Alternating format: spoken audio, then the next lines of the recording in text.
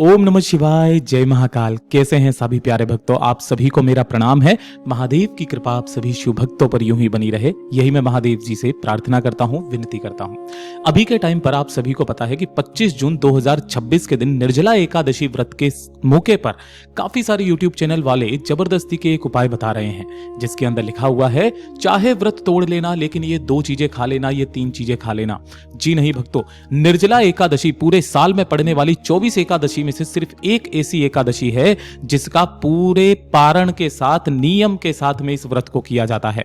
और इसके अंदर किसी भी तरीके से ऐसी कोई स्थिति नहीं है जहां पर आप जल पी सकते हैं या कुछ भी चीज खा सकते हैं, तो इस चीज का विशेष करके ध्यान रखना। लेकिन गुरुदेव ने, पूज्य गुरुजी ने एक बहुत ही विशेष उपाय पूरे 24 एकादशी में से जो व्यक्ति सिर्फ इस एकादशी के दिन ये उपाय को कर लेता है, शिवलिंग से उठाकर चुपचाप अपने साथ अपने घर लेकर के आ जाता है महाराज, उसके जीवन में फिर कभी धन संपदा वैभव की कमी नहीं होती है। उसके शरीर में चाहे कितने भी बड़े रोग, कितने भी बड़े कष्ट, कितनी भी पुरानी बीमारियां चल रही हो, सदैव के लिए समाप्त हो जाती है। गुरुदेव जी की ही कथा से सुनकर और समझकर इस पूरे उपाय को बहुत आसान भाषा में आप सभी को बताऊंगा, ध्यान से सुनना और समझना।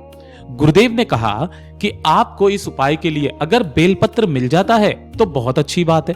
अगर आपको बेलपत्र नहीं मिलता है तो उस केस में आपको कुछ नहीं करना, शिवलिंग के ऊपर जो बेलपत्र है उसे आप काम में ले सकते हैं और केवल 1 लोटा शुद्ध जल अपने घर का तांबे के कलश में लेना है। ध्यान रहे, जो भी जल आप इस कलश के अंदर लेंगे उसके अंदर थोड़ा सा आपको गंगा जल जरूर से मिला लेना है। हम सभी के घरों में गंगा जल जरूर रहता है। गंगा जल नहीं है तो कोई सा भी लाल चंदन जो हो आपके पास में, तो लाल चंदन मिला लो। पूज्य गुरुजी ने कहा सादा जल आज के दिन समर्पित नहीं किया जाता है।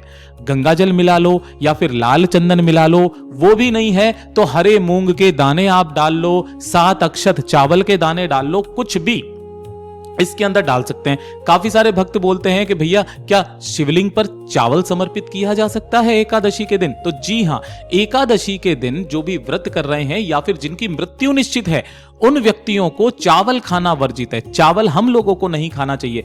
आप देवताओं को समर्पित कर सकते हैं, देवियों को समर्पित कर सकते हैं, दान में दे भी सकते हैं, लेकिन खा नहीं सकते हैं। ठीक है, तो 1 लोटा जल इसके अंदर इस चीज को मिला लेना, लेकर के महादेव के मंदिर शिवालय में पहुंचना, शिवलिंग के पास किसी भी समय जा सकते हो, सुबह शाम दिन में रात्रि में।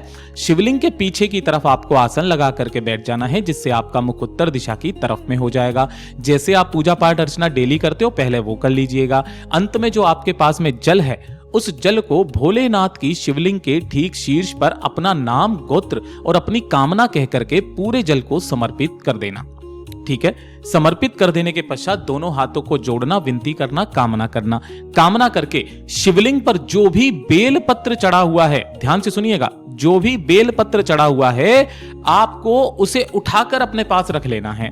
ध्यान रहे, उठाकर अपने पास में रख लेना है। शिवलिंग पर यहां पर हो सकता है, यहां पर हो सकता है, कहीं पर भी शिवलिंग पर बेलपत्र जो चढ़ा है वो उठा लेना।